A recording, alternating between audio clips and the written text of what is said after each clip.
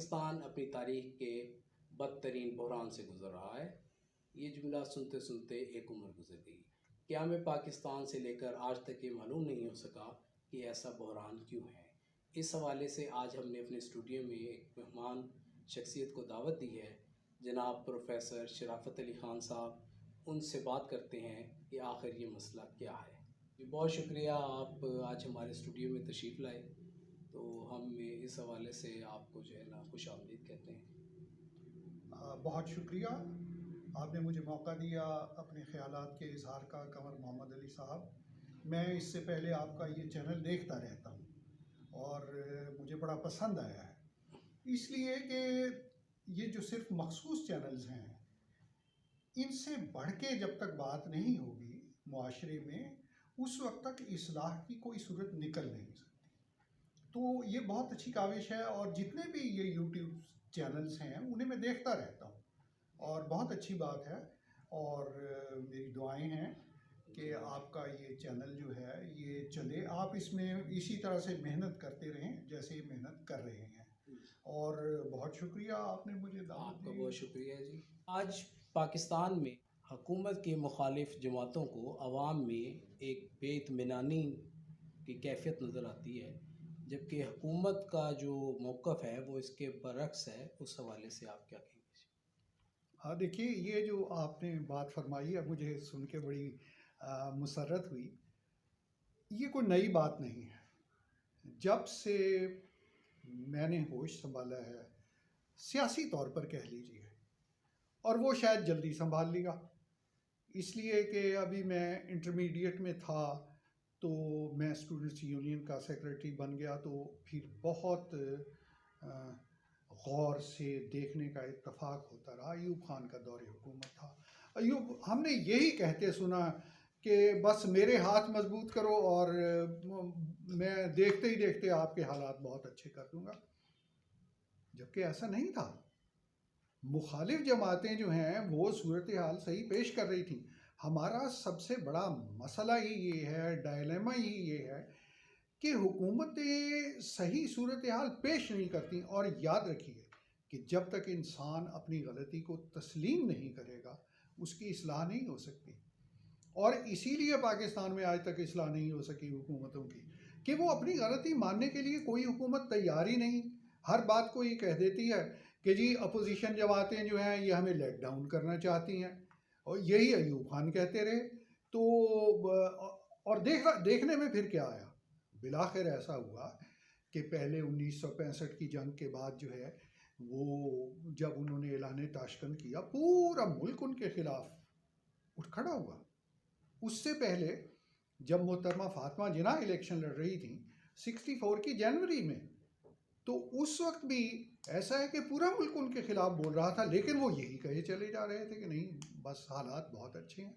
अगर अच्छे होते तो फिर अवाम क्यों उनके खिलाफ खड़े होते। नौबत यहाँ तक आ पहुँची कि एक दिन उन्हीं की नवासी जो है वो घर में ये नारे लगाती फिर रही थी कि अयूब कुत्ता हाय हाय। तो अयूब खान को ये देख के बड़ी हैरत हुई। उन्होंने पूछा ये क्या? उसने बताया अब्बा ये तो सारे स्कूल में सब बच्चे कह रहे हैं। तब कहीं जाकर उन्हें एहसास हुआ कि असल सूरत हाल क्या है। हुक्मरानों का सबसे बड़ा मसला पाकिस्तान में ये रहा है, और ख़ास तौर पर 1958 के बाद, कि वो एक मखसूस तबका होता है, लोग होते हैं जिन्हें बड़े बड़े नाम दिए जाते हैं। तो मैं तो खैर वो नाम यहाँ देने के लिए तैयार नहीं हूँ, फ़कत इतना ही कहूँगा कि खुशामदी लोग, उनके वो घेरे में आ जाते हैं। वो जो कहते हैं उसे कहते हैं कि ठीक है, और वो तो जाहिर है कि उनके अपने मफादात होते हैं। तो वो हुकूमतों को यही कुछ कहते हैं और हुक्मरान ये समझता है कि बिल्कुल ऐसा ही है। सारे हुक्मरान ये समझते रहे, जबकि अपोजिशन की आवाज़ जो है वो, इसमें तो कोई शक नहीं कि वो अवाम की आवाज़ होती है। लेकिन जब हुक्मरान ऐसे हो जाएं तो फिर वो उसमें भी ज़्यादा सख्ती और एक्सट्रीमिज़म आ जाता है। ये दोनों नहीं होने चाहिए। लेकिन इसमें कोई शक नहीं कि आज लोग महंगाई के हाथों या मुख्तलिफ बेरोज़गारी के हाथों शिकार हैं परेशानी का। और मैं समझता हूँ कि उसकी सबसे बड़ी वजह जो है वो है हमारे यहाँ हुकूमती सतह पे लाकानूनियत और अवामी सतह पर नरगसियत। जब तक ये रहेंगे हालात ठीक नहीं होंगे। ये लाकानूनियत और नरगिसियत से क्या मुराद है?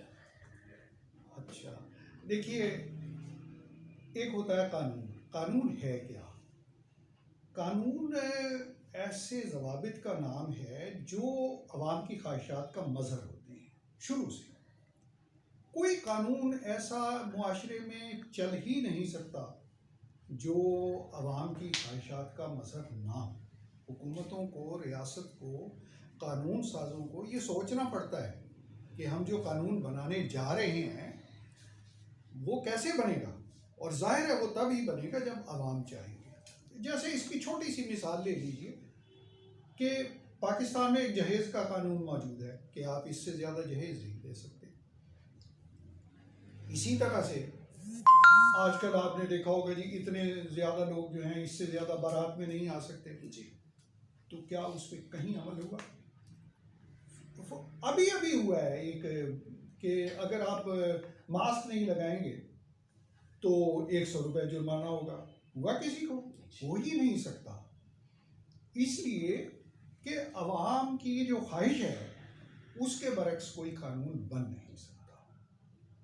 पहली चीज़ तो आ गई कि कानून सारे ऐसे होने चाहिए जिनको अवाम चाहे, और फिर उसके बाद आता है कि उस कानून पे अमल होना चाहिए। अमल के लिए जो है फिर दोनों चीज़ें हैं।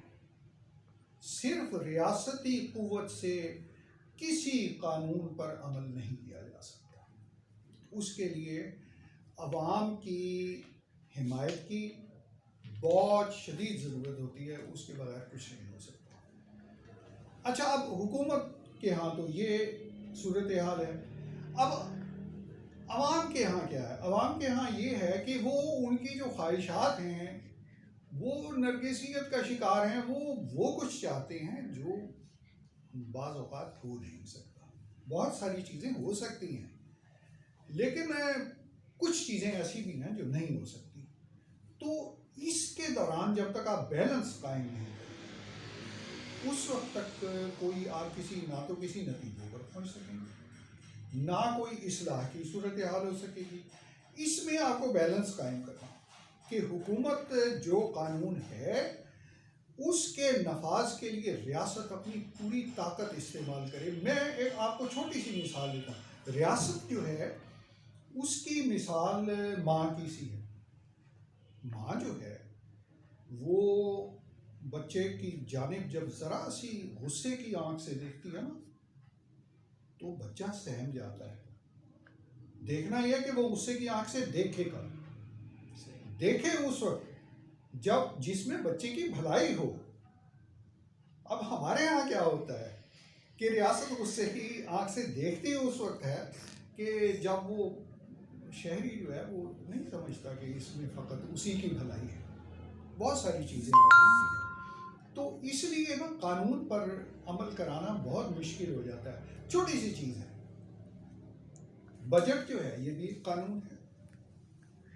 जब आप बजट बनाते हैं और उसमें टैक्सेस ऐसे लगाते हैं कि कहने को आप ये कहते हैं कि इसका आवाम पे कोई असर नहीं होगा और बड़े तबके पर होगा, जीएसटी को ले लीजिए, वो कौन देता है? तो मैं और आप देते हैं। वो तो आखिरी सारिफ देता है। जब आखिरी सारिफ देगा तो फिर क्या ख्याल है कि वो उस कानून को पसंद करेगा? जब उस कानून को वो पसंद ही नहीं करेगा तो यकीनन उसमें लूप होल्स कौन निकालेगा? दुकानदार निकालेगा। और जब वो दुकानदार उसमें लूप होल्स निकालेगा उस पर पूरा अमल नहीं हो सकेगा। यही तो लाकानूनियत है। हम समझते हैं सिर्फ इसको लाकानूनियत के चोरी हो गई, डाका हो गया, अगवा हो गया। फ़कत ये लाकानूनियत नहीं है। ये तो खैर लाकानूनियत के बदतरीन मज़हर हैं, लेकिन लाकानूनियत तो ये भी है कि आपकी ट्रैफिक जो है वो कानून के मुताबिक नहीं चलती। हालांकि कि इस पर तो अमल कराने के लिए कोई बहुत बड़ी रियासती क़ुव्वत की ज़रूरत नहीं है। इसकी मिसाल आप ऐसे ले सकते हैं, आप पूरे दुनिया के तरक्की याफ्ता मुल्कों में चले जाइए, बल्कि इसको भी छोड़िए, आप जो दरमियाने दर्जे के ममालिक हैं, आप मिडल ईस्ट में चले जाएं, आप सऊदी अरब में चले जाएं, ये कोई बहुत ज़्यादा तरक्की याफ्ता ममालिक तो नहीं है। यहाँ किसी चौक पर आपको पुलिस का कांस्टेबल नज़र नहीं आएगा, कहीं गाड़ियाँ फिरती नज़र नहीं आएंगी। लेकिन जूं ही किसी जगह कोई जुर्म होगा, सड़कों पर गाड़ियाँ ऐसे नज़र आएंगी पुलिस की कि आदमी देखकर हैरान रह जाता है, ये थे कहाँ। तो यहाँ मसला यही है कि वो जो आदमी खड़ा है वो उस पर तवज्जो ही नहीं देगा। जब वो तवज्जो नहीं देगा, लाकानूनियत बढ़ती चली जाएगी, और जब लाकानूनियत बढ़ती है तो कंवर मोहम्मद अली साहब, इसके नताइज बड़े ख़तरनाक होते हैं।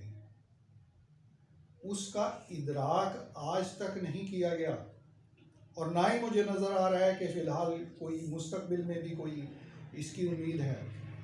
और जब तक इसका इदराक नहीं किया जाएगा, मुआशरा जो है ये तनज़्ज़ुल की तरफ चलता चला जाएगा, और अगर मुआशरा तनज़्ज़ुल की इंतहाओं को पहुंच गया तो फिर रियासत का जो वजूद है वो मशकूक हो जाता है। ये नहीं होना चाहिए, और हमें इस तरफ तवज्जो देना होगी, इसको ठीक करना होगा, कानून की हुक्मरानी कायम करना होगी। उसके बगैर बात नहीं बनेगी, ये आपको करना होगा, हुकूमतों को करना होगा। और इसके लिए बहुत ज़रूरी ये है कि हर सतह पर हुकूमत को मजबूर किया जाए कि आप ऐसा करें,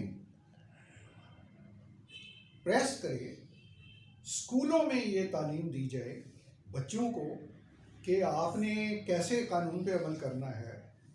मसाजिद हैं, वो ट्रेनिंग दें, कुछ लोगों को, कुछ हुकूमत को चैलेंज करें। जब ये दो तरफा काम होगा तो फिर इंशाअल्लाह ताला हालात ठीक हो जाएंगे। मुश्किल ज़रूर है और बहुत मुश्किल है, लेकिन मेरा ख्याल है इसको नामुमकिन नहीं कह सकते, मुमकिन है, हो जाएगा इंशाअल्लाह। हमें पूरी उम्मीद रहना चाहिए। जी अच्छा, अगर कानून की हुक्मरानी मुकम्मल तौर पर राइज कर दी जाए तो उसके असरात जो हैं वो किस हद तक जो है वो हो सकते हैं? हाँ, बड़ी अच्छी बात की है आपने। इसके लिए हमें थोड़ा सा तारीख को देखना होगा कि सबसे पहले ये देखना होगा कि कानून बनाने की ज़रूरत क्यों पेश आई। देखिए, जब जिन लोगों ने इसके बारे में लिखा है वो ये कहते हैं कि कानून की सबसे पहले ज़रूरत उस वक्त पेश आई दुनिया में जब किसी एक आदमी ने ये दावा किया कि ये खित्ता ज़मीन उसका है।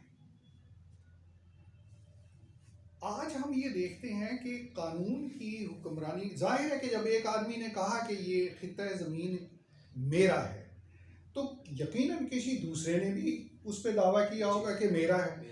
जब ये दो बातें होंगी तो वहाँ कानून की ज़रूरत पेश आएगी, और अगर कानून नहीं होगा तो लड़ाई झगड़ा होता रहेगा। तो साबित ये हुआ कि जब आप कानून को नाफिज कर देंगे तो सबसे पहली चीज़ जो मुआशरे में कायम होगी वो लड़ाई झगड़ों से मुआशरा पुरअमन मुआशरे की तरफ चलना शुरू कर देगा। ये तो बिल्कुल बेसिक चीज़ है। अब इसके बाद आइए हम ये देखते हैं कि फ़िलहाल हम अपनी इस्लामी तारीख को देखें कि जब मुसलमान रियासत में मुकम्मल कानून की हुक्मरानी थी तो नताइज क्या निकले? नताइज ये निकले कि ना सिर्फ मुआशरे में भाईचारा हुआ, लड़ाई झगड़ा ख़त्म हुआ, लोग एक दूसरे की खातिर कुर्बानी देने लगे। ये तो हुआ इंटरनली, लोगों को इंसाफ मिलने लग गया। ये तो हुआ इंटरनली। इसके बाद आप आ जाइए एक्सटर्नल पॉइंट की तरफ। एक्सटर्नली एक इतनी सी रियासत जो मदीने की रियासत थी वो फैलती फैलती फैलती इस हद तक पहुंच गई कि हज़रत उमर फ़ारूक रज़ी अल्लाह ताला अन्हु के दौर में 20 लाख मुरब्बा मील पर उस ज़माने में मुसलमानों की हुकूमत थी इसलिए आज तो 20 लाख मुरब्बा मील शायद आपको ज़्यादा महसूस ना होते हों, कि इसलिए कि आप जहाज़ से बैठेंगे उधर पहुंच जाएंगे। जी जी। उस वक्त जब लोग पैदल चलते थे, या ज़्यादा से ज़्यादा कोई घोड़ा होता होगा या ऊँट होता होगा, उसकी कितनी एक रफ्तार होगी और वो कितनी देर चल लेगा। और फिर सबके सब लोग तो घोड़ों पे नहीं हो सकते जी या ऊँटों पे नहीं हो सकते। जी।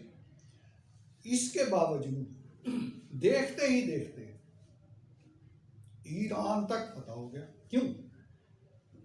इसलिए कि ईरान में कानून नहीं था। वहाँ हुक्मरान का जो हुक्मरान के लिए और कानून था, आवाम के लिए और कानून था, अमीर के लिए और कानून था, गरीब बेचारा पिसता था। तो ऐसे बढ़ता चला गया। ख़ास तौर पे मैं इसमें आपको मिसाल दूंगा, क्योंकि यहाँ हमारे मुल्क की बात हो रही है, तो मैं यहीं की बात करूँगा। 712 ईस्वी में मोहम्मद बिन कासिम ने देवल की बंदरगाह पर कदम रखा। क्यों रखा?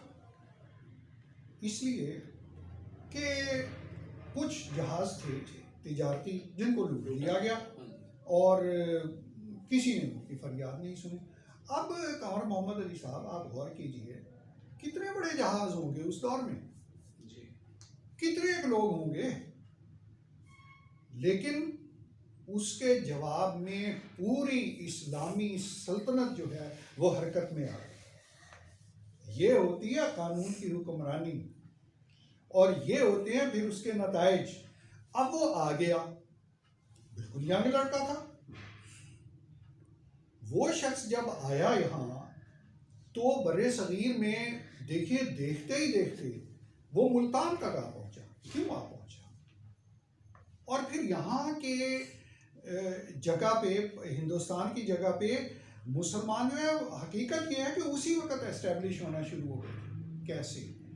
बहुत कम लोगों को शायद मालूम है ये, कि जब आया है मोहम्मद बिन कासिम और वहाँ से वो अपनी फ़ौज को लेके आगे बढ़ा है, तो रास्ते थे, जाहिर है रस्तों पर ही चलना था फ़ौज ने।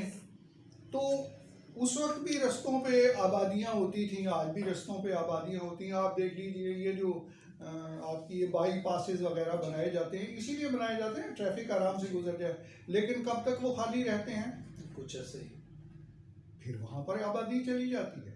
तो जबकि आज तो मसला ही कोई नहीं है, 10, 20, 30 किलोमीटर भी आदमी अपनी कार में या मोटरसाइकिल पे या इवन पब्लिक ट्रांसपोर्ट पे जल्दी से जल्दी पहुँच जाता है। तो उस वक्त तो रस्तों में थे। जब आबादी में से रास्ता गुजरता था, तो पहला हुक्म मोहम्मद बिन कासिम का ये था कि तमाम सवार अपनी सवारियों से नीचे उतर आए, अपनी निगाह नीचे रखें और गुजरें। अब उसके बाद यहीं तो बात में ख़त्म नहीं हो जाती थी। लोगों को खुराक की ज़रूरत थी। वो अरब से तो खुराक नहीं लेके आए थे, यहीं से लेनी थी, जानवरों की भी और अपनी भी। तो ये हुक्म था कि कोई घोड़ा घास का एक तिनका नहीं खाएगा जब तक मालिक से सौदा तय नहीं हो जाएगा। अब बर्रे सगीर के लोगों ने जब कानून की ऐसी गुमरानी देखी, वो तो हैरान रह गए। उन्होंने तो इससे पहले इस चीज़ का तसव्वुर ही नहीं किया था कि हुक्मरान हो और लोगों से पूछे। वहाँ तो ये था कि बस लूट मार करते चले जाओ, ऐसा नहीं हुआ। और ये वजह थी कि हमारे जो मुसलमान हैं वो लोगों के दिलों में घर कर गए। वगरना देखिए, चंद लोग यहाँ पे आए थे तो वो क्या कर सकते थे?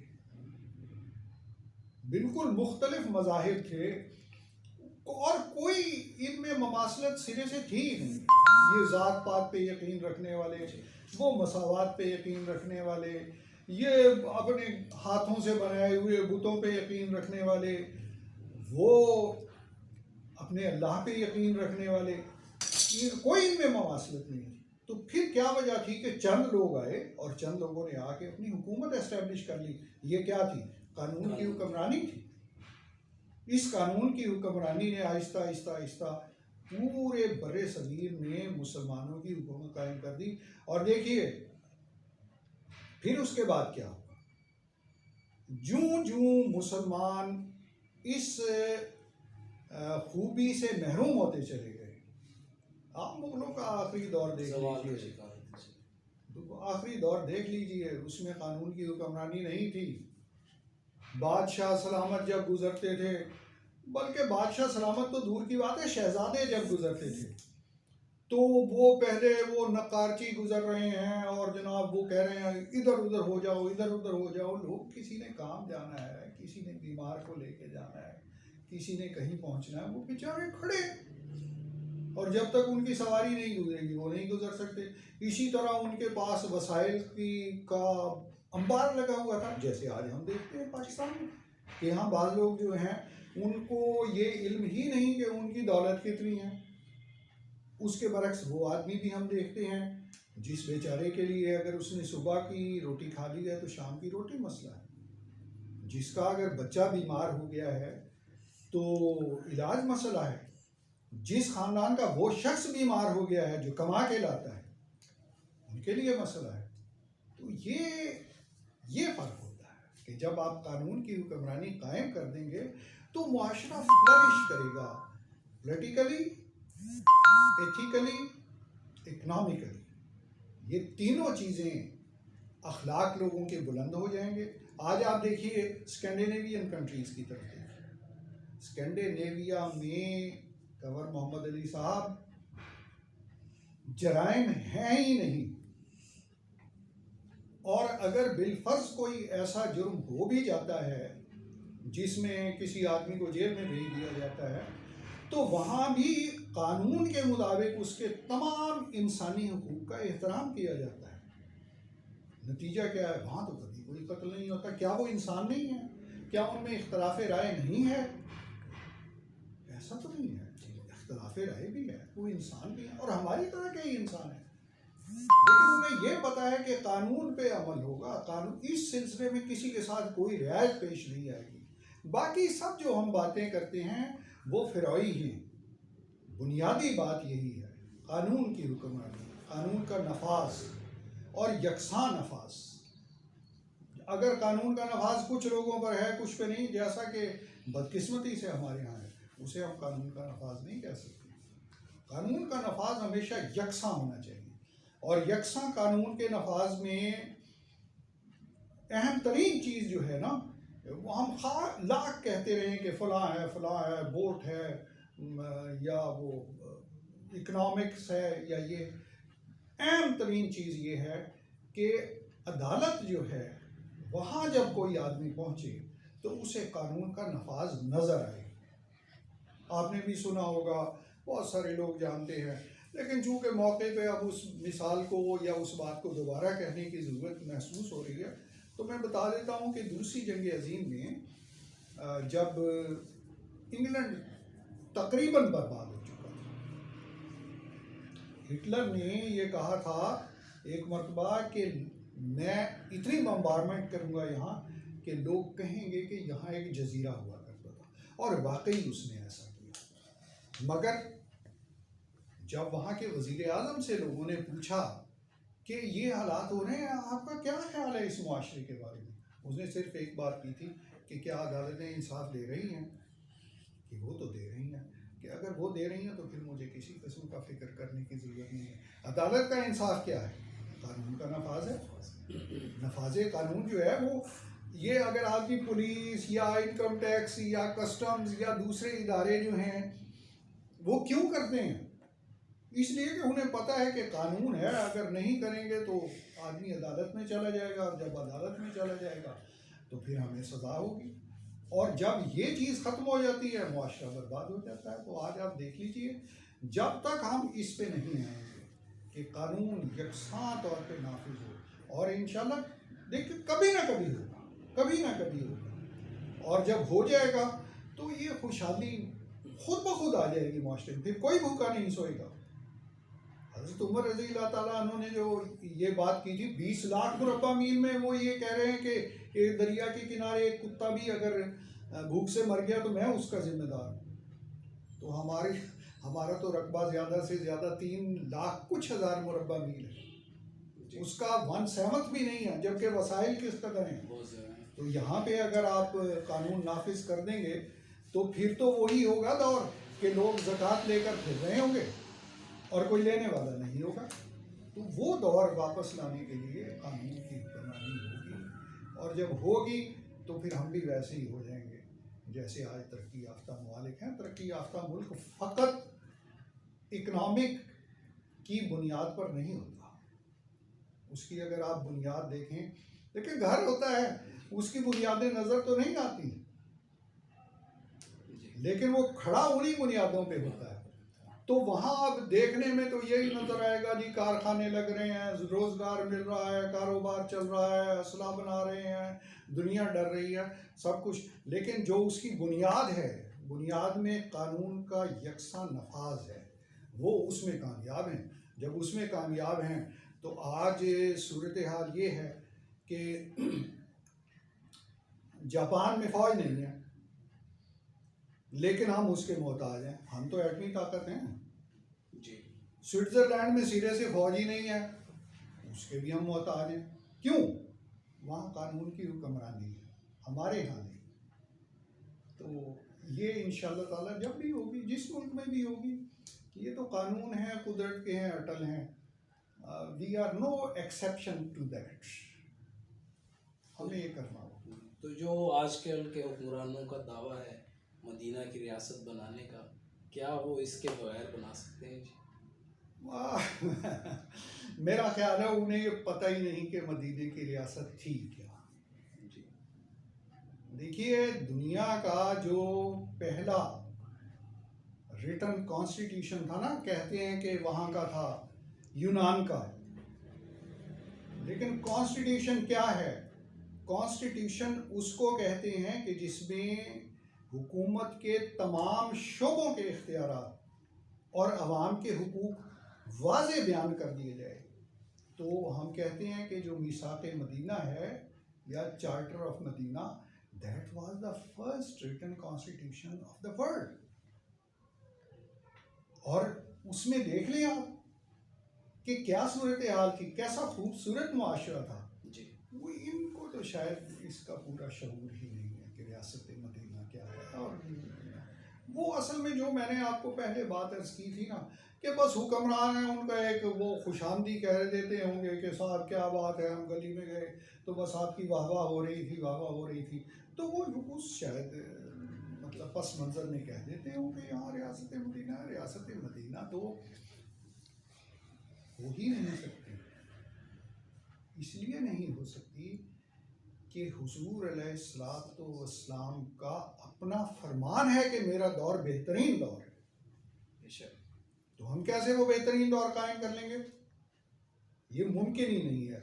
ये फ़कत जिसे हमारे एक सियासतदान कहते हैं, मैं उनका नाम तो नहीं लूँगा, रंगबाजी।